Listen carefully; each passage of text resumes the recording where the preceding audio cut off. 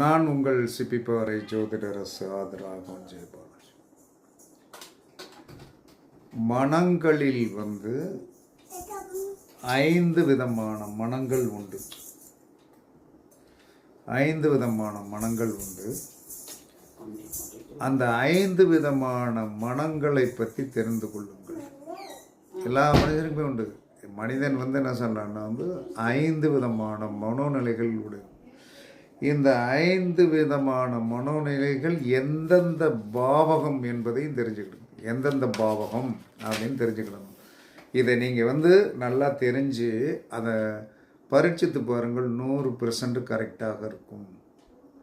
அப்போ வெளிமனம் என்பது லக்கணம். உங்களுடைய லக்கணம் தான் வெளிமனம். பார்த்தோன்னா ஒருத்தர் வாங்க வணக்கம் அப்படின்னா உள்ளுக்குள்ளே இருக்கிறது என்னன்னு தெரியாது. வந்தால் ஒரு வணக்கம் வச்சேன் அப்படிங்கிறதும் இல்லை. உண்மையாகவே என்ன சொல்லலாம்னா வெளிமனம் ஆத்மார்த்தமான நட்புக்காக கூட நம்ம என்ன சொல்லலாம்னா வணக்கம் வைக்கலாம்.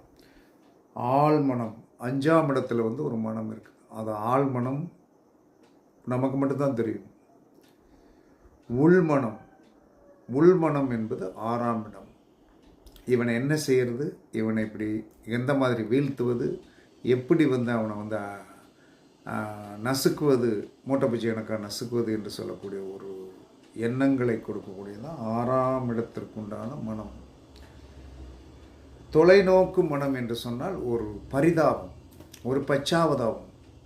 அப்போ தொலைநோக்கு மனம், பாவம், என்ன பாவம் பண்ணாங்களா, அந்த குடும்பத்துக்கு இப்படி நடந்துருச்சு, கடவுள் இவ்வளோ தூரத்திற்கு கஷ்டப்படுத்தியிருக்கக்கூடாதப்பா, அவங்க நல்லா இருக்கணும்ப்பா, அடுத்த சந்ததினால் நல்லா இருக்கணும்ப்பா அப்படிங்கிற ஒரு எண்ணத்தை கொடுப்பது தொலைநோக்கு மனம் என்று சொல்லக்கூடிய 9ஆம் இடம். இன்னொரு மனம் இருக்குது, எல்லாத்துட்டையும் இருக்குது, பிறந்த பிள்ளைகிட்ட கூட இருக்கும். கீழ்த்தரமான மனம்.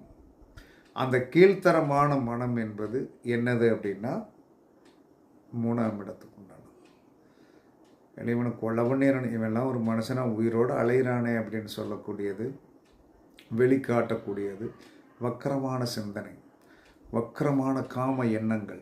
ஒருத்தரை பார்த்தவொன்னே என்ன சொன்னாலும் ஒரு இதெல்லாம் கிடைச்சா எப்படி இருக்கும் அப்படிங்கிறதெல்லாம் தவறாக எடுத்துக்கிறாங்க. நான் என்ன இப்படி பேசுகிறேன் அப்படின்ட்டு புரியணுமில்ல. வாத்தியாராக இருந்தால் என்ன சொல்லணும், எல்லாத்தையும் பேசி ஆகணும். அப்போ என்ன சொல்லலாம்னா கீழ்த்தரமான எண்ணம் என்பது 3ஆம் இடம். அந்த வக்கரமான சிந்தனைகளை கொடுக்கக்கூடியது 3ஆம் இடம். அதனால் வெளிமனம் லக்கணம், ஆழ்மனம் 5ஆம் இடம், உள்மனம் 6ஆம் இடம், தொலைமனம் 9ஆம் இடம், கீழ்த்தரமான மனம் 3ஆம் இடம். பரீட்சை